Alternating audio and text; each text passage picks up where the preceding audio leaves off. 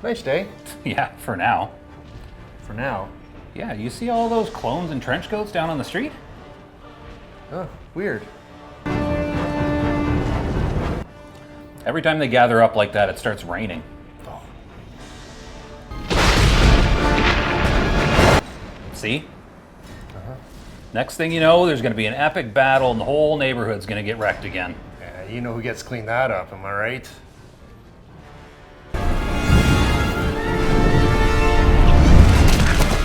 I guess it could be worse. At least they're fighting outside this time. True.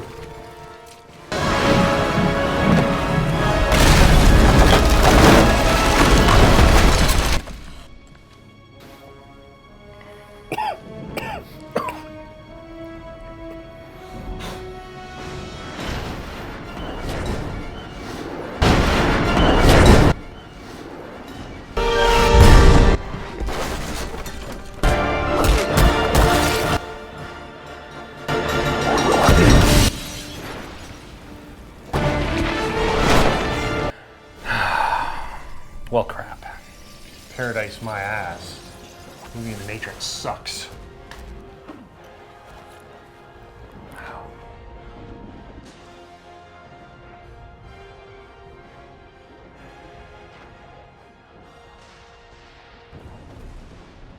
Are we ready? Can you read that? I'm about as ready as I'm going to be. Welcome to NotACritic, where two movie lovers watch movies that critics hated and either defend them or concede that even a critic can be right sometimes. Not likely. Not likely. All right, so shall we begin? What movie are we doing this week? Matrix Revolutions. Did we get the title right? Can you get out of there without knocking all the setup over? I got in without knocking it over. That's right, you had me pick your movie this week. First of all, we need to do a little aside before we start. Last time we forgot this, but luckily it was a movie that almost nobody saw. But this video will contain spoilers for The Matrix Revolutions and probably the two previous Matrix movies and maybe even the fourth Matrix movie. I don't know what we're going to talk about. Do you? Yeah, I did watch the movie. Does that I have count? several pages of notes this time. Take it away, Al. All right, Matrix Revolutions. We kick off with Neo stuck in what's essentially the Matrix equivalent of purgatory, a train station that looks like it's been designed by a minimalist with a love for gloom. He's trapped, and Morpheus and Trinity are out in the real world wondering how they're going to rescue their chosen one. Again. It happens a lot in movies like this. It certainly does. Meanwhile, Neo meets a family of programs who give him cryptic advice that sounds like it's straight out of a self-help book. He also gets to meet a train conductor that seems to be an older version of Asmongold. He likes the WoW references. Yeah, he really didn't want me to put this in. So that family that he met in the train station, would you believe me if I told you that that little girl, the actress that played her, is the same actress that played the adult version of her in the fourth Matrix movie? Okay, so I would because I don't know. So here's the thing. I watched the trilogy, which is probably a bad idea. I watched the trilogy to get through the third one. I probably should have just watched the third one because my brain's a bit of a mumbo jumbo. But I was curious if that actress was actually going forward into Matrix 4. Yes, they did another one, spoiler alert. I was curious if that actress went into Matrix 4. Now you just subsided that curiosity. Really? Because she's not. It's not the same actress. Okay, I didn't know. I thought it would be cool if it was, and I looked it up and I was so disappointed that it's Well, not. You dropped your pocketed me. Covered my microphone. Anyway, with some help from Seraph, which is basically a Jet Li ripoff, the bodyguard who's basically a martial arts guru in shades, well, that must have been a prerequisite for this movie. Everyone had to wear shades. Do you have good shades? Yes, you're in. No. Do you look good in shades? I'm sure the film production supplied the Who shades. doesn't look good in shades? I don't. So this bodyguard, who's basically a martial arts guru in shades, Morpheus and Trinity, storm the lair of the Frenchman, aka the Merovingian, the Merovingian. Merovingian. The Merovingian. Merovingian. Okay. After a lot of fancy talk and a gunfight in a club where everyone forgot to pay the electric bill, they finally managed to rescue him. Neo, who's now free, has a quick heart-to-heart with the Oracle, who looks strangely different this episode. Yes, more about that later. Who gives him the same advice you get from your grandma. Just follow your heart, dear. And she made him cookies. Grandma. I don't know. You play some sad music over this. I don't know. I haven't had a grandma in quite some time. Okay. Back in the real world, things are going from bad to worse. Zion, the last human city, is under attack from an army of sentinels, those kill robot squids that look like they came straight out of a horror movie. While the citizens of Zion prepare to fight with giant mech suits that are equal parts awesome and impractical, Neo and Trinity decide they need to pay a visit to the Machine City because, why not go directly into the heart of the enemy? Makes sense, really, when you think about it. Neo and Trinity fly towards the Machine City in a ship, dodging every obstacle like they're in the world's deadliest video game. But the trip isn't smooth. Human Smith stows away on board, blinding Neo, making him look like a reject NPC from a World of Warcraft video game. Again, the Warcraft references. Oh, you're supposed to say, is that true? Oh, is that true? It's all truest.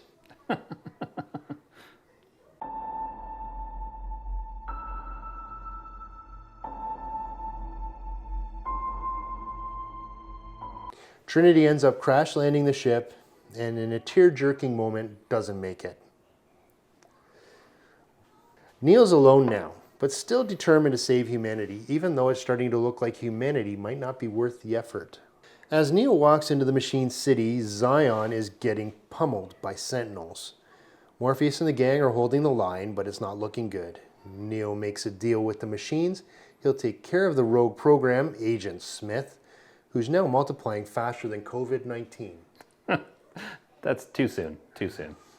In exchange for peace between the humans and the machines. The machines agree, because hey, who doesn't love a good bargain?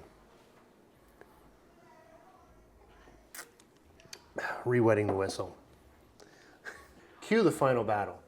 Neo versus Agent Smith. Fight! So it's Matrix raining, it's dark, and they're flying around like superheroes on a bad day. They punch, they kick, they philosophize mid-fight. Because what's a battle without some deep thoughts? Eventually, Neo realizes the only way to win is to let Smith take him over, which sounds counterintuitive, but somehow works. Smith is defeated, the Matrix is rebooted, and Neo saves the day. Sort of. The Sentinels retreat from Zion, signaling that the machines are holding up their end of the bargain. The Matrix is rebooted with the Oracle and the Architect having a little chat about the future. Because, of course, there's always a sequel potential.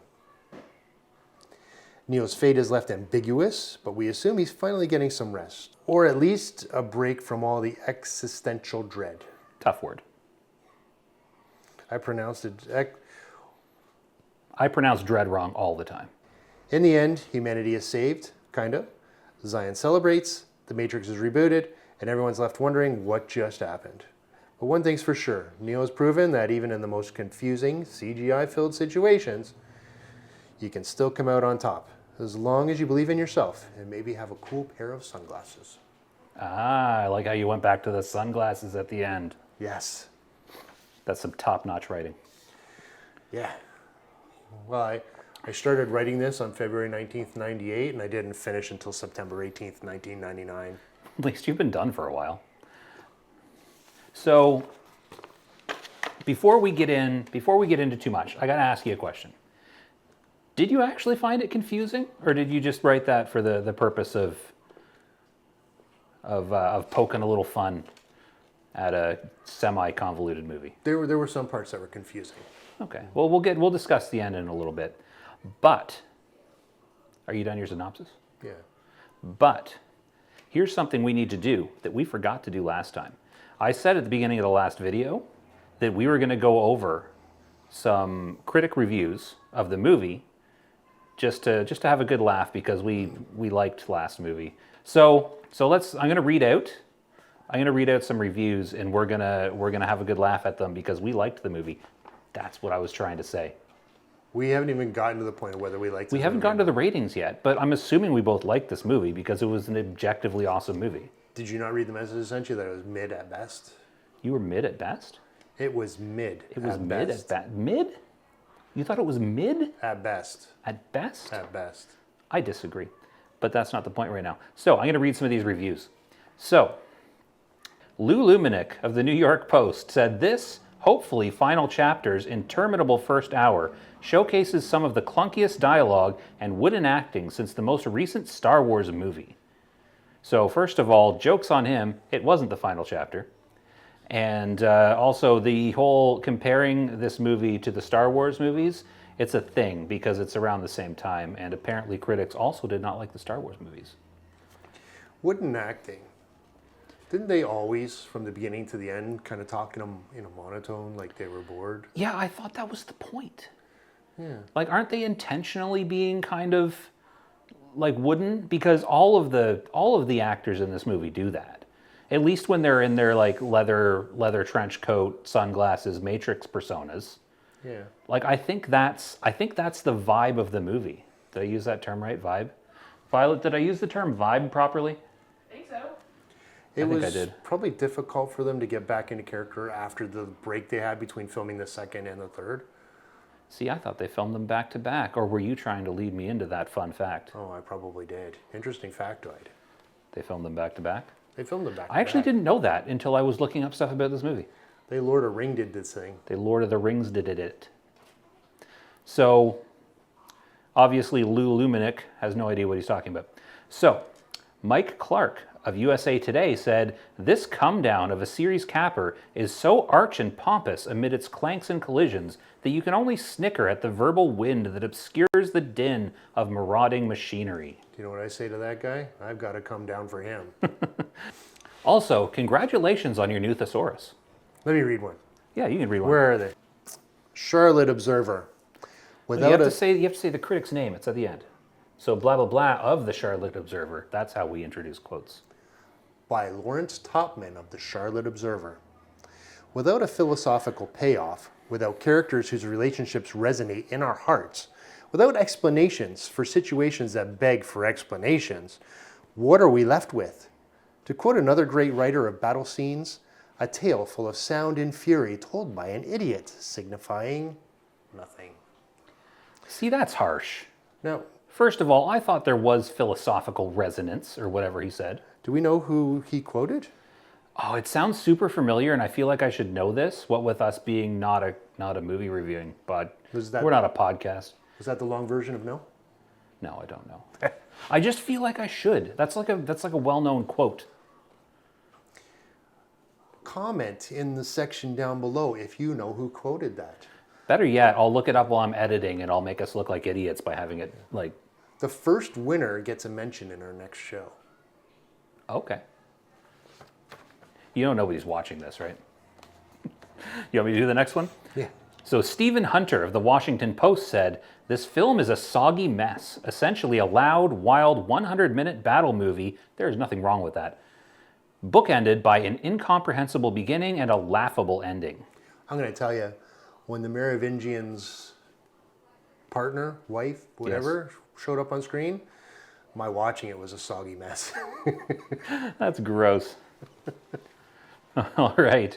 So Deshaun Thompson of the Washington Post said, the Wachowski brothers have rendered, I guess it's not brothers anymore, but it's a quote. I was going to say that. It's a quote, so I have to quote it, but I am acknowledging that they're not brothers anymore. Did they divorce each other? Can you do that? Can brothers divorce? I guess, irreconcilable differences. So by Deshaun Thompson of the Washington Post said, We should do reconcilable differences. I've never seen that. Was it good? I don't know. Okay. I haven't watched it since I was knee-high to a grasshopper. That is incredibly small. That's how old I am, because I know that saying. I don't know if it's still out there in the real world. It's out there somewhere. So, I'm going to try this again. Deshaun Thompson of the Washington Post says, the Wachowskis have rendered their chronicle into banality, as if trying to imitate the qualitative tailspin of the Star Wars series. See, there's Star Wars again. Yeah. I noticed how you kind of skirted around the word brothers in there. The second time when you finally I left it out. Again, it's a quote, but I'm misquoting Deshaun Thompson by leaving the word brothers out. So, okay, here's a long one. Carla Meyer or Carla Mayer. Carla Mayer of the San Francisco Chronicle went a little wordy on this review, so bear with me here. Dismal final installment. That's it. That's the whole thing. Oh, And lastly, do you want to read the last one or Sure. do you want me to keep going? You can read that one. lastly, Joe Morgenstern from the Wall Street Journal. Is that like Scarface? Were you going Scarface there? No, he's another actor, but Was he he could have not been in in Scarface? Scarface. Joe Montega? I don't know. I'll have to watch Scarface. Maybe he wasn't in Scarface. I haven't seen Scarface either. I have it on VHS. The only problem is... Do you have a VHS player? Because I don't no, have a I don't VHS have player. We should go to the Value Village. I feel like we could get one at your mom's basement. Like the store called your mom's, but yeah. Okay. Joe Morgenstern, Wall Street Journal. Smith is only a rogue computer program. That's another WoW reference for you folks. He was a little red in the face. But this morbidly dispirited movie makes him sound like a prophet. Well, he certainly didn't lose them any money. Yeah. I was trying to figure out that review. Was it because Smith kept saying that like humanity was at its end or something? Is Joe Morgenstern saying that this movie was so bad that it would bring about the end of humanity? Yeah, you know, for the amount of times I don't think he really had very much to prophesize in that movie. Not really. I don't get that. You know what I've learned in the couple weeks that we have been attempting to be movie reviewers? Do you know what I've learned? That we're not that good at it yet? No, that movie critics are just intense on the hyperbole. Like, oh my goodness, they like to overdo it. Yeah, you know, Smith only had, from what I can recall, and I do have all three movies running through my head right now, but he only had a few strong moments of multiple dialogue. One was when he was facing the Oracle, and the final battle, he did a lot of talking. Like, you couldn't shut that guy up. I thought it was great. Yeah. So I don't know where titling him as a prophet would come in. I don't know. I put almost no stock into what critics say about movies, thus the YouTube channel. But here's the thing with Smith. I don't think he needed to say much in this movie. I think they established Smith in the first two movies. And then this movie was about a group of characters, minus Morpheus, because was he even there? A group of characters banding together to stop the machines, and then Neo finally putting an end to this Smith character. But I thought he was extremely well done. Do you know why I thought he was extremely well done? No. I thought they did a really good job of showing that Smith, the computer program, was starting to overload a little bit. I think he was getting beyond his capacity because he kept multiplying. He kept absorbing other programs because that's what he does when he does the bzzz and like I was thing. waiting for one of them to walk up and go, "Hi, Steve." What's that from? Multiplicity. Ah, darn it. I was gonna do a multiplicity thing. Okay, well, Multiplicity. Okay, well, we can Multiplicity. we can edit it out. No, we're gonna leave that because it's gonna be here. If I can Photoshop that, I probably can't. Multiplicity. I liked that joke. That was gonna be one of my jokes. If I did the plot synopsis, I was gonna do a multiplicity. Multiplicity. The more you say it, the harder it gets. What was I saying? Multismithity. Oh, Smith. So he's absorbing all the programs, right? And he's like, I can only assume that his program is growing and expanding beyond. He's not absorbing. He's He overwriting. is. But I mean, he's still like He's making copies, though. It's like a both way. It's making copies, sure. Yeah, but it's not like if you make a copy of a program, you got two different programs. Well, two of the same programs. So I don't think he's absorbing. I say he's just copying himself. I don't think he's stretching himself thin. He's just making a lot of him. Stop countering my point. All right, I'll sit here and Yeah, drone on. no, I need to be right here. I'll be one of the 100 dummies. I need to be right about this. So stop. Not one of the 50 extras. I'll just be one of the 100 dummies. Stop making me look stupid. That's why Sam's not on this show. She was worried about this exact thing. So this Sorry, isn't written Steve. down. I don't know why I keep picking up this piece of Sorry, paper. Steve. So I should probably actually watch that movie. Let's check it out. It might be. I saw a lot of trailers for it back in the, I want to say, 90s. It might actually meet the criteria for one of these episodes. Terrible Batman movie. So anyway, Smith. So I noticed a couple things, and I thought they did a good job of showing his like breakdown as a computer program, right? Because when he's talking to the Oracle, do you remember when he was talking to the Oracle? Mm-hmm. And he goes in there, and he's like, his whole point is that the Oracle knows what's coming because it's the Oracle; she can see the future, right? To a point.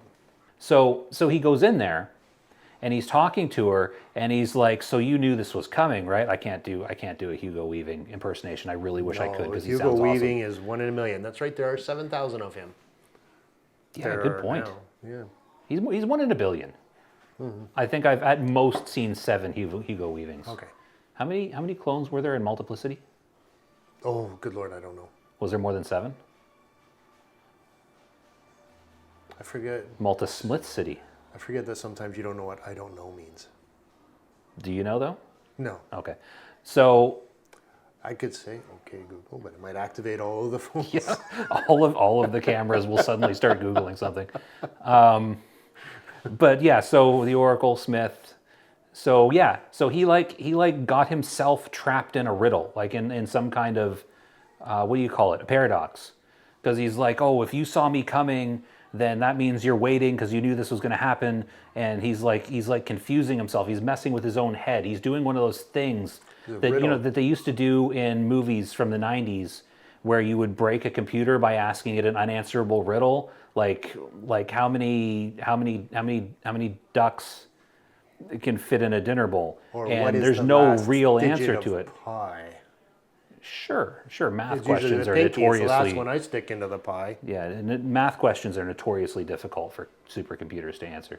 I was thinking more logic problems, because you know how back in the 90s you could solve any computer-based problem or AI-based problem by asking it a simple logic rule, It's how and Picard and the smoke crew. would come out of their ears. It's how Picard and the crew wanted to destroy the Borg.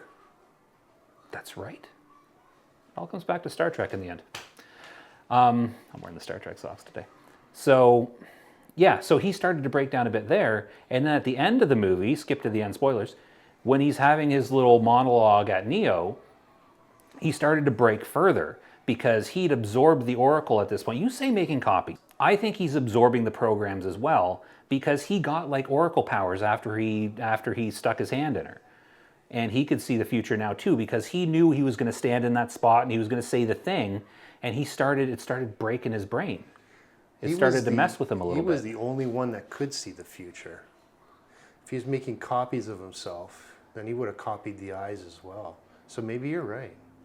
Yeah, I think I am right. Yeah. I'm usually right. He also thought things were getting a little too easy and had a little freak out as well. He does have you know what else? Speaking of freakouts, you know what else I think they did really good with Smith? This was okay. I'm going to defend the CGI later, and I think this is purely a Hugo Weaving thing because he is just good at everything he does. His facial expressions, when he starts to get like confused or frustrated, his mouth just expands to that point, and he just starts talking with like all teeth. And it's kind of uncanny valley-ish, where, I mean, Smith isn't a real person. He's a computer program, right? But he's taking on like a human visual thing, visual, and his face contorts in ways that are almost inhuman when he starts to get a little bit put off of his script. See, here's the thing. Because I watched the trilogy, I never really thought of Smith as just a program because he's had ambition since the beginning. Okay, but in the end, he is still just a program. He is a computer program. He's not a person jacked into the Matrix. He is a computer program. The word just might be a little off, but no, that's not true. He is out in the real world as well. But he's a computer program.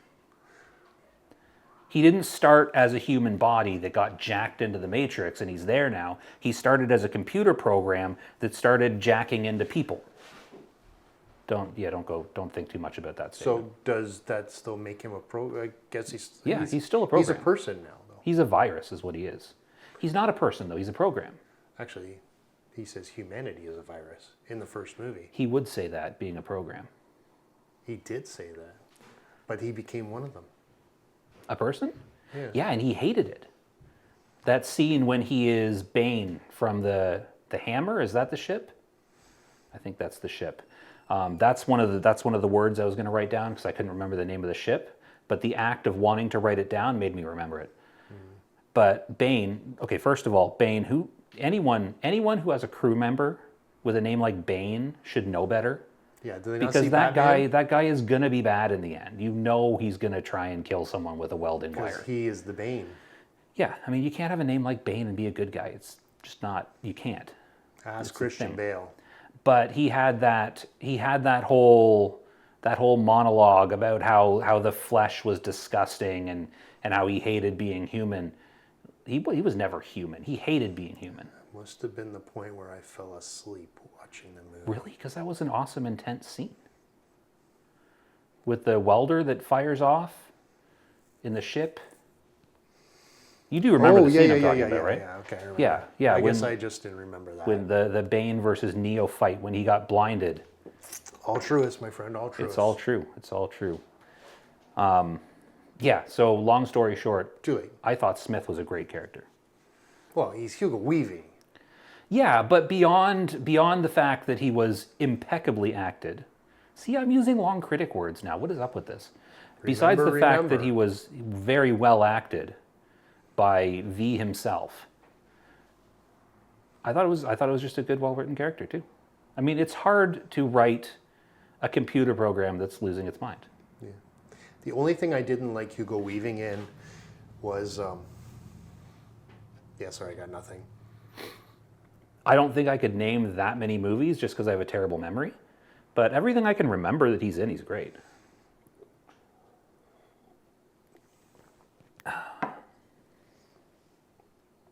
Next point. I like the little awkward pauses. It's nice to leave those in. What do you think of the party scenes? Was there a party scene in this movie? Well, they, give me a sec. So Zion, they had a big dance party because Hugo came to town and they're all dancing, which is a lot of people hopping up. Fun fact, that was in the second movie. Edit. Okay, so I'm leaving that in. I don't care what you say. they did go to a bar inside the Matrix where they were meeting up with the Merovingian the second time with... Nope, this is the first time, just the two of them and Seraph. Yeah.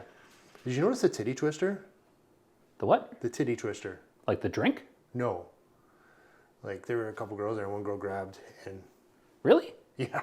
In the third movie, not the second In movie. the third movie. Because they went to the No, Merovingian's in the bar third movie. in 2.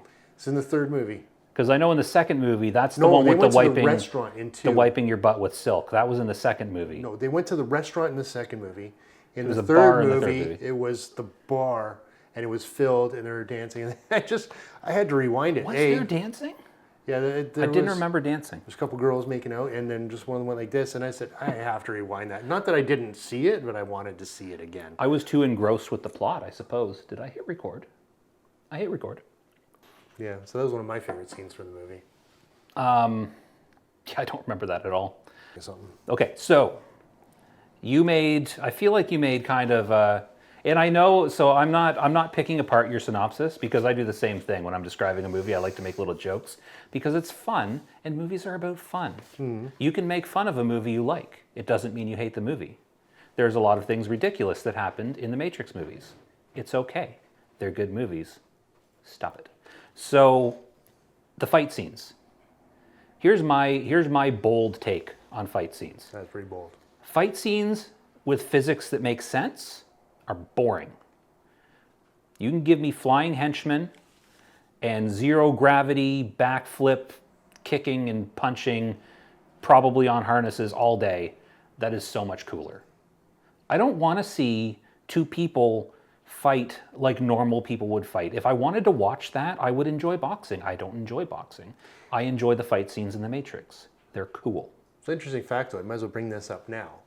When they were making this movie, they had to create new technology for the fight scenes, and they created something they called the tuning fork, That has been around for literally centuries. which allowed two actors to fight in the air. So what what technology, like you're saying it's called the tuning fork, but what is it? I just know that it exists. I didn't look into its So breakdown. you know they invented something, you just don't know what it is. And it looked cool Well, in no, the I'm end. going to say tuning fork because it got two prongs. So you can have two actors. You can have them fighting in air. So it's not all CGI in the air. So I'm picturing something now. Did they have them like both on like two separate things that was moving and then they're moving independently on the thing? Do you know what I did not watch? The making of Matrix Revolutions. You know So what we you probably don't should have actually- watched? You know you what we don't probably should have actually watched see the before tuning this? fork in the movie. I'm actually super disappointed that that's a thing that we could have watched but didn't before sitting down to talk about the movie for what could be hours at this point. I don't know. That's disappointing. We're frauds. We have no business doing this. We should have done more research. We should have watched the making of. Turn off. That's terrible. One thing I did see though with the I don't know if this has anything to do with the tuning fork, but one thing I did read in my research that I did do some research. One thing that I did see in my research was that they did extensive research. Man, I hate repeating words. They did extensive research into what zero-G fighting would look like. Like they used the planes, you know, they go up Yep. and then they go down at the same rate as the gravity, so it's like you're floating. They did like tests and stuff to find out how people would move fighting in zero-G. So the fight scenes that some people, some uninformed people that didn't do the research think look ridiculous, are actually very well researched and choreographed fight scenes that probably look sort of what it would look like if two super powered computer programs were fighting in zero-G. Given the fact that anybody can build a shuttle and blast it off into space now, don't be surprised. Anybody? Well, if you got millions and trillions of dollars. Three people can do that. Yeah. We should be able to get real studies of fighting in zero-G. Oh, you know that's just an airplane, right? It's not like a rocket. They just use an airplane. Or do you mean like going to space? That Going can to space. actually fight in space. Did you know that all of the space scenes in the movie Gravity with Sandra Bullock were actually filmed in space? I'll have to watch. Don't. It's a bad movie. Or is it? I don't know. I haven't seen it. So you haven't a Clooney about it. Oh, that's going to be a horrible laugh to listen to. What else you got? The multiple Smiths. Multismithicity? The multismithicity. Multismithicity. Multismithicity. Smithicity. Multismithicity. Yeah. So they didn't just CGI all of the Smiths. I know. They had 50 actors who had molded faces. Like masks. Yes. And then they had 100 models, dummies. Oh, okay. Not stupid people. So they had 50 actors with masks. They had 100 dummies. And then the rest were CGI'd. Yes. You mean in the final scene? Was it just the final scene? I know that. Where there was tons and tons of Smiths? Yes. Yeah. And when I say final scene, I mean the final like 24 Well, minutes of the there movie. were also a lot of Smiths at the beginning as well when they did that little scene and the guy was fighting with the light post. You mean in the second movie? Quite possibly. I was told you the- I watched all three. I probably shouldn't have. Second movie? Shouldn't have watched all three. No. I just find it funny that you keep coming up with these great scenes that weren't in the movie. Yeah, well, no, this is the final fight. So this is, You know what, though? In your defense, I'm going to defend you a little bit instead of just make fun of you. In your defense, these movies should be taken as a whole. It is one continuous story. well, they certainly did take him down a hole. None of them. What does that mean? No, nothing. Okay. They shouldn't. You shouldn't just sit down and watch the third movie. Like that's weird, and you'd have no idea what's going on. Yeah. Like they're all one story. So what I've learned of the Machine City, its designs are based on coral reefs. I did see that during my researches, and it did look weirdly organic for a machine city. So so I liked. Okay, so I want to talk about the end of the movie for a minute. going to quickly reference back that that Stephen Hunter of the Washington Post said the ending of the movie was laughable. Forgot his name already. Stephen? No. I thought the ending of the movie was awesome. It gives me like chills every time. That whole, especially when they enter that street. Were they multiplying? Like Smiths? Were the chills multiplying? I got chills. It was electrifying. They're multiplying. It's Multiplying. electrifying. Okay. You almost had it. You were so close. So close. So You were close. so close. But yeah, the whole end sequence, the whole like 20 minutes. I mean, okay, I'm not gonna lie. I'm not a fan of the last minute and a half of the movie, where they're like in the park, and the architect's like, "Good job." I don't like the very end.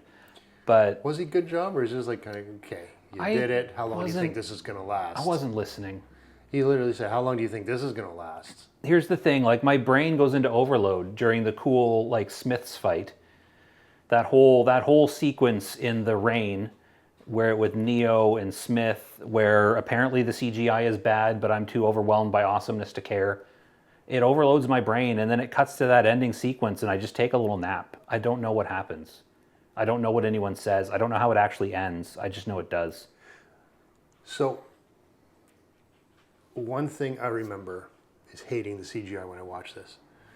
And then when I rewatched this, I was trying to find the scenes that I really, really hated. And yeah, there were a couple, but otherwise, it really wasn't all that bad. Do you know why you couldn't find them? No, why? Because the really bad CGI scenes were in the second movie. The rubber Neo and the rubber Smiths, like the really bad CGI, that was in the second movie. The third one was much better. The CGI in the third break movie, that they took between movie 2 and movie 3, they increased the technology? they filmed them back to back. The post-production CGI, all that stuff, they could have gone back and fixed it after people watched the second movie and went, "Woo, that looks bad." My assumption, and I did no research on this whatsoever, my assumption is that they saw how like video gamey, and I don't mean good video game, I mean bad video game. Like how EQ. bad video gamey. EQ level. EQ looks more realistic than the Neo fight scene in the second movie.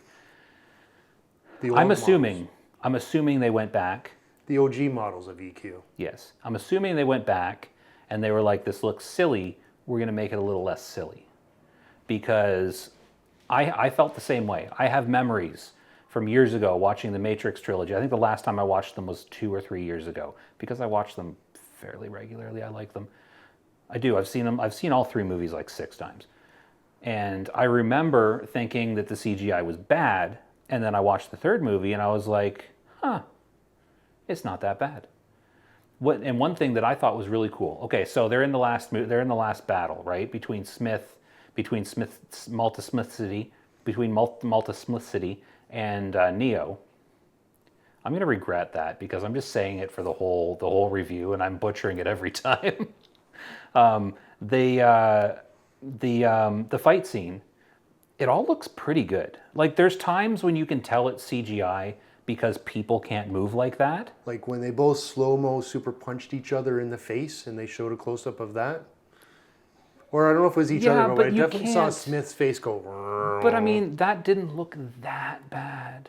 And it has to be CGI because you're not allowed to actually destroy Hugo Weaving's face for the purpose of filming a movie. It's in his contract. It specifically says you can't kill him or destroy his face. Do you know what I thought when I was watching that? What? They're in a computer program, and that's how. They're being rendered by a program, and that's how the computer program would probably render it. Exactly. That's my thoughts. That's exactly what, I never thought of that, but that's exactly what I thought. But what I liked is, you know how they'd hit each other and you'd get like the force that would come out? I thought it was really cool. Big ball of water. Yeah, but they had the rain physics going with it. So they'd hit and then it would, and then the rain would all come down in a sheet because of course the force pushes the rain up. I just thought it was really cool. Yeah, that was cool. There's a lot of cool things. And when they went up and they were like tornadoes spinning, fighting up in the air. I liked the fight scenes. Yeah, that's actually one of the things that made this movie unique. Is there's this scene unique in all of the Matrix movies is this is the first one where both were able to fly and both were fighting in the air. They tuning forked the heck out of it. Were they not able to do that in past movies? Only Neo could fly in the past movies. Could Smith not fly? Not until the end. Not until the very end fight could he fly, Oh, okay. I think. This week I only watched the third one. So But did you see Smith fly in it? yeah, Except at the end? no, Okay. I didn't see him do much I until the rest end my case. because he didn't have a lot to do. Also, while we're talking about CGI, in a movie that is extremely heavy CGI, they actually used a bunch of practical effects with the Sentinel battle in Zion.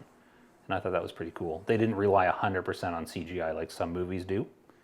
They actually had like a model of the gorilla suits, and they had some actual physical models of the Sentinels. I mean, the swarms, of course, were CGI, which looked really cool. But that big door, the big door was apparently a prop. That wasn't CGI at all. Nice. So how'd you feel about the Zion battle?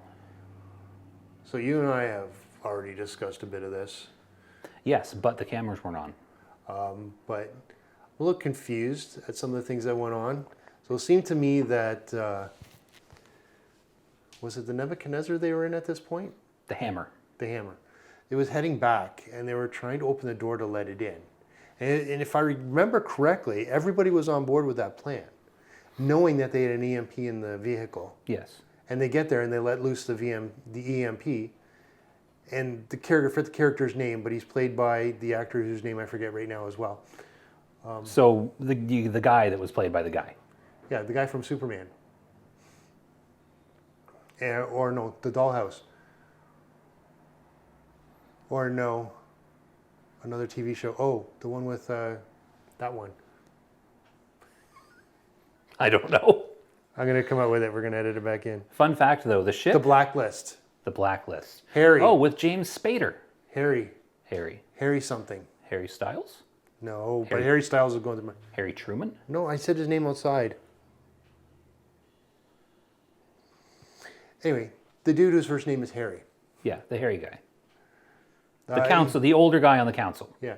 He all of a sudden seemed to be against the plan. He goes, you just basically handed them Yeah. dock. Yeah, I was pretty sure that he was like, we've got to get this door open so that the hammer can get into the dock and blow the EMP. And then as soon as they did, he was like, why would you do that?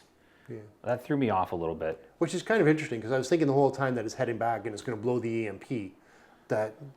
So what? So they're that going ship, to though- destroy everything that's there. Yeah. But then the machine said he'll just send more, and they'll Yeah. be, and that's exactly what he said. Maybe the machines Harry sent guy. all of their guys. Yeah. No, they wouldn't do that. But Here's my question. The hammer, was it part of the Zion army? That ship? no, it went off on its own, and it was coming back. So it wouldn't be the army hammer. I don't know. Was it eating people?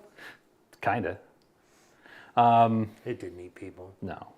So okay, so one of the silliest things I thought I saw in the movie is Niobe, played by what's her name? Oh! Keep her mother name out of your mother mouth. You gonna slap me? You should No, slap me. I can't slap you. Oh, okay. I'll knock down the tree. Yeah, we don't want to hurt the tree. It's a real tree. She when she's flying the ship, right? She's flying the ship through the mechanical lines. I don't know what that means, but she was doing it. She was flying it through the mechanical lines, and then she spit out what I thought was one of the dumbest nonsensical lines I've ever heard in a movie. I wrote it down. I'm gonna go get it. I wrote it down.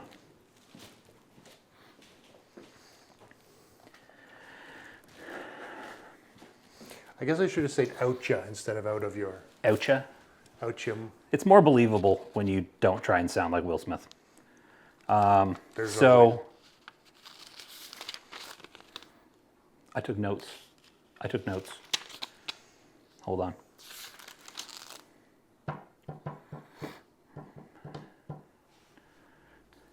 So, okay. So now I may have misheard part of this. I don't know. But while she was flying through the mechanical lines, she said to her co-pilot / the captain of the ship. She said, 90-degree power to lower left starboard.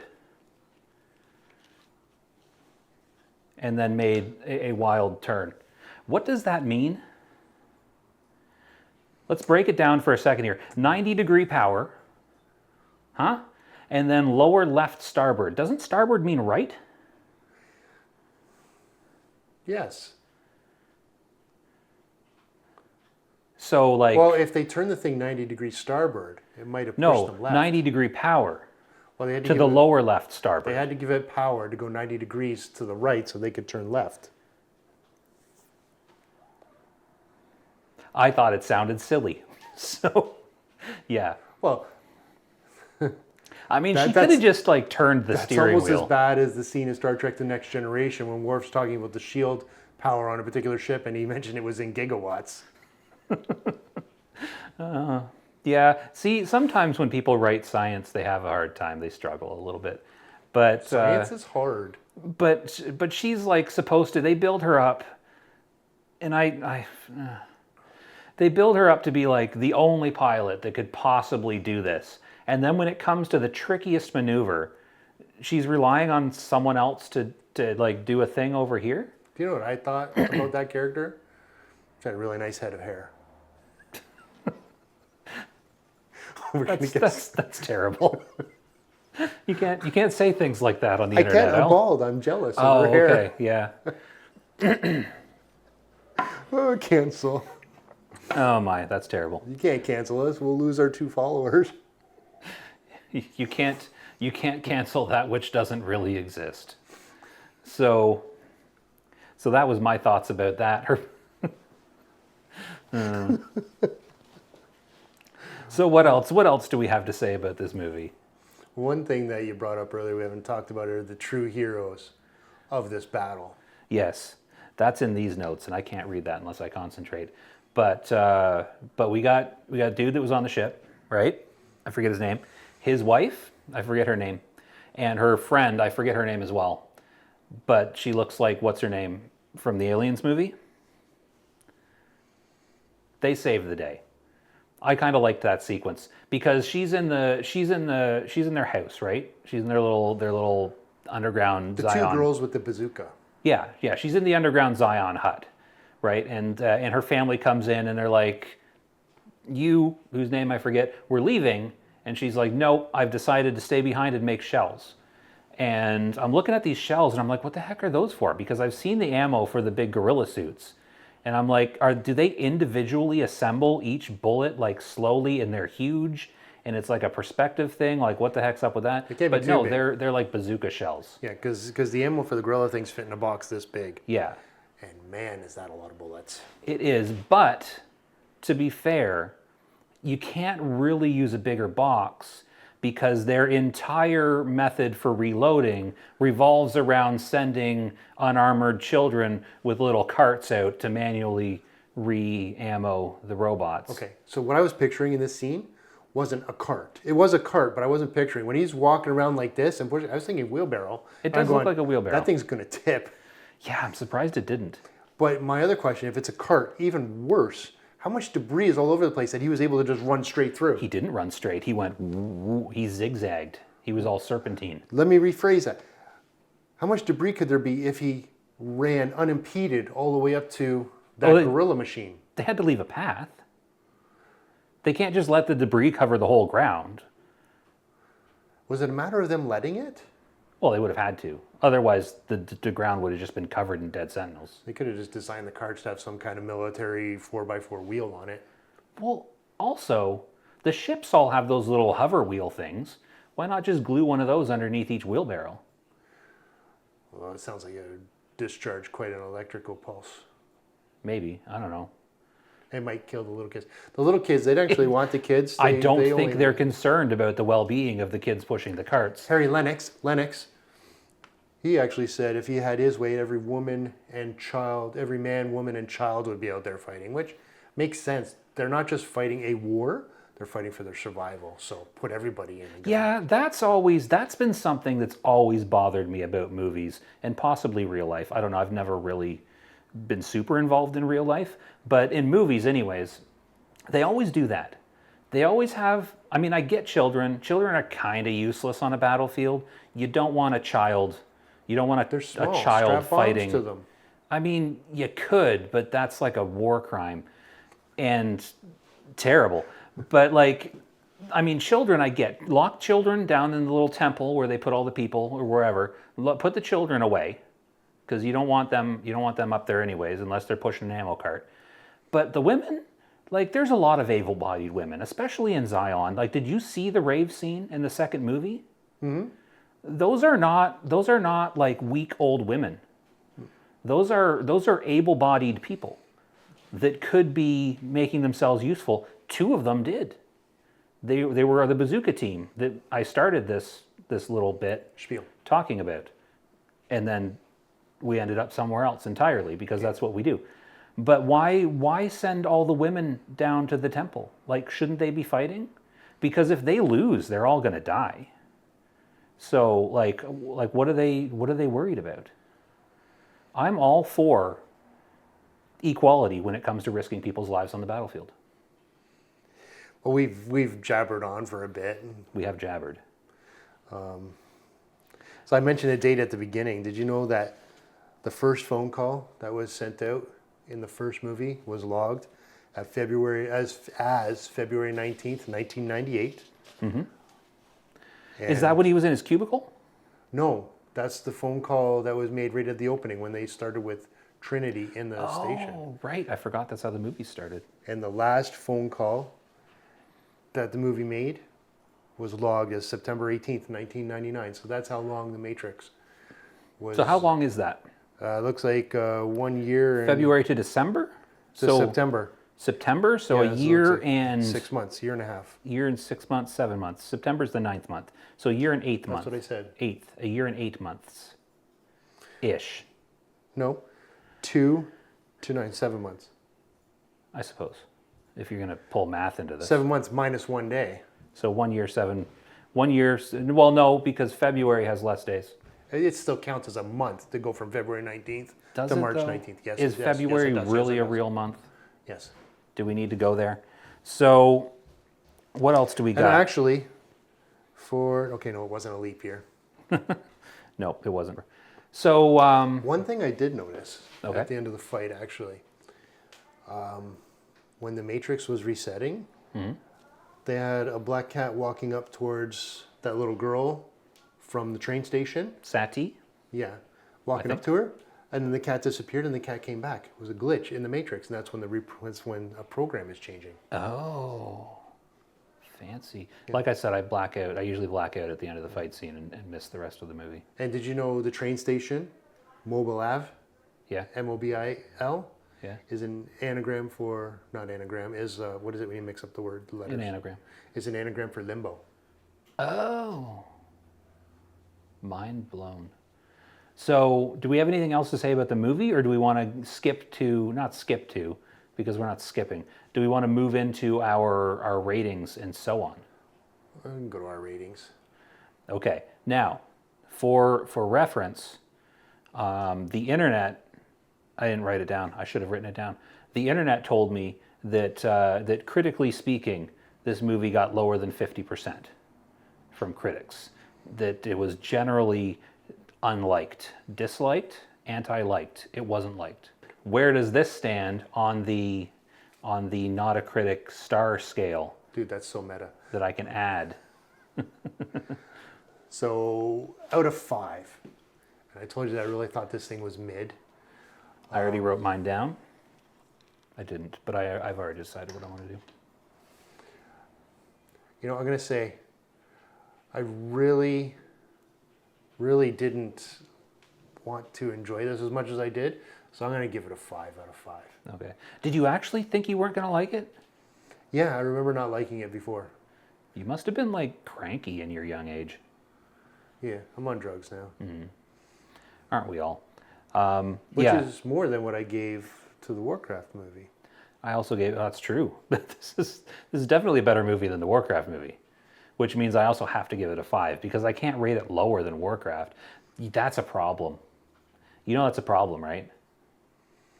It doesn't have to be. that we both gave Warcraft? Like what, a 4 or 4 to 5? But it's our personal thing. 4.5. It is personal. Would we watch it? I would still watch it again. In fact, I might want to and actually try and compare it to lore. Like from Star Trek? But yeah. Okay. I also gave it a 5. Do you know what that was? Yes. Okay. I also gave it a 5. So I think we both gave it a 5. Do we need to pull in Sam for the math again, or is that bit getting old? I don't know where she is. I feel like 5's easy. We both gave it a 5. Well, okay, but what's the average? The average? I can't, my calculator. Oh. We can't do the whole thing again. Yeah.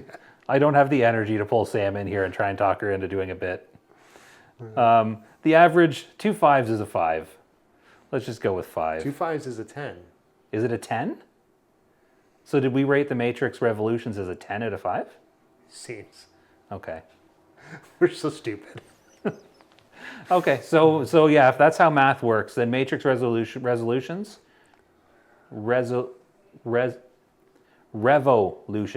Is it Revolutions? Yeah. So Matrix the third Matrix movie, we both gave it a 5, so that comes to 10 stars out of 5 on the NotACritic It's scale. not the third Matrix movie. Yes, it is. The Animatrix. But that doesn't count. The third one in the movie trilogy that turned into a quadrilogy. Quilladry? What do you call 4 movies? Too much. Did you really not like the 4th movie? I'll watch it again, but I think I literally did fall asleep during it. Okay. Here's an interesting factoid that we might be able to end this with if you want, but I like factoids. when they went to the Machine City, do you know geographically where this Machine City was? I assumed it was all CGI. Or do you mean like where it was supposed to have been? Yes. Chicago. Saudi Arabia. Okay. I was just picking a random city name. It's in Saudi Arabia. Really? Why? You know what I didn't watch? It just seems like for something to have such a specific answer, there must be a reason. I'd have to Google it up and read it to be able to answer that correctly here. I guess we'll never know then. So are we wrapping this up? In a bow. In a bow. I don't know how to end these. How did we end the last one? We turned everything off and went home. I suppose.